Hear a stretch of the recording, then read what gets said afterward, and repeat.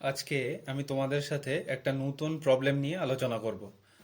প্রবলেমটা হলো the minimum number of unequal vectors that can produce A zero resultant is.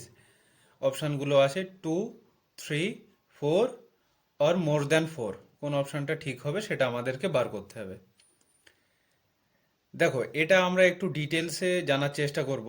প্রথমে আমরা মনে করি এখানে আনইকুয়াল ভেক্টরের জায়গাতে ইকুয়াল ভেক্টরস আছে, মানে minimum number of equal vectors that can produce A zero resultant. সেক্ষেত্রে উত্তর কত হবে? দেখো, এক্ষেত্রে হিসাব সোজা। মনে করো এটা আমার একটা ভেক্টর আছে, এটা হলো এ ভেক্টর।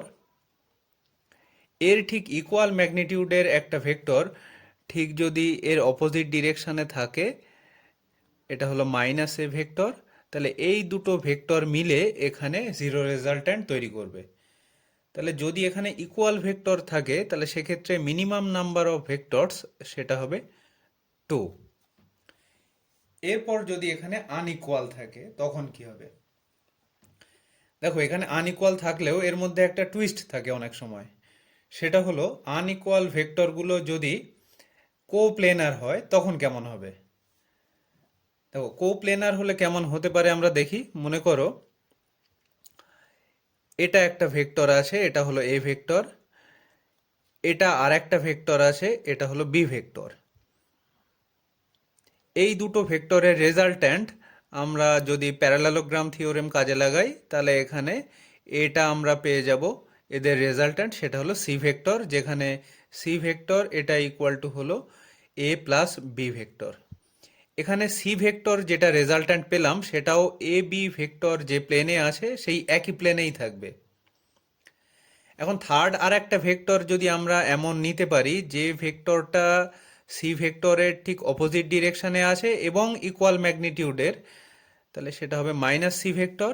তখন এ বি মাইনাস সি এই তিনটে ভেক্টর মিলে এখানে জিরো রেজাল্ট্যান্ট তৈরি করবে।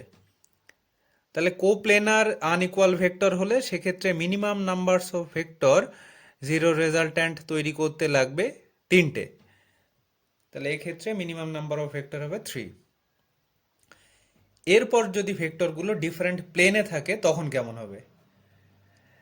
দেখো, এটা সলভ করার আগে আমরা তিনটে কোঅর্ডিনেট অ্যাক্সিস আমরা এঁকে নিই।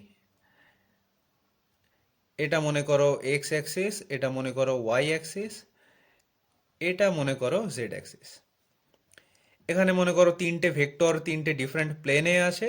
এটা মনে করো এ ভেক্টর এক্স ওয়াই প্লেনে আছে, বি ভেক্টর এটা ওয়াই জেড প্লেনে আছে, আর এটা সি ভেক্টর এটা মনে করো এক্স জেড প্লেনে আছে। এখন এই তিনটে ভেক্টরকে আমরা তিনটে কোঅর্ডিনেট অ্যাক্সিস বরাবর আমরা কম্পোনেন্ট রেজলিউশন করতে পারবো। করলে এক্স অক্ষ বরাবর আমরা কম্পোনেন্টটা পাবো এভাবে। এক্স অক্ষ বরাবর টোটাল কম্পোনেন্ট ভেক্টরগুলোর তিনটে ভেক্টরের টোটাল কম্পোনেন্ট, সেটাকে ক্যাপিটাল এক্স দিয়ে যদি লিখি সেটা হবে এ ভেক্টরের x component a x plus b ভেক্টরের x component b x plus c x. Similarly আমরা ওয়াই কম্পোনেন্টটাকে পাবো a y plus b y plus c Y.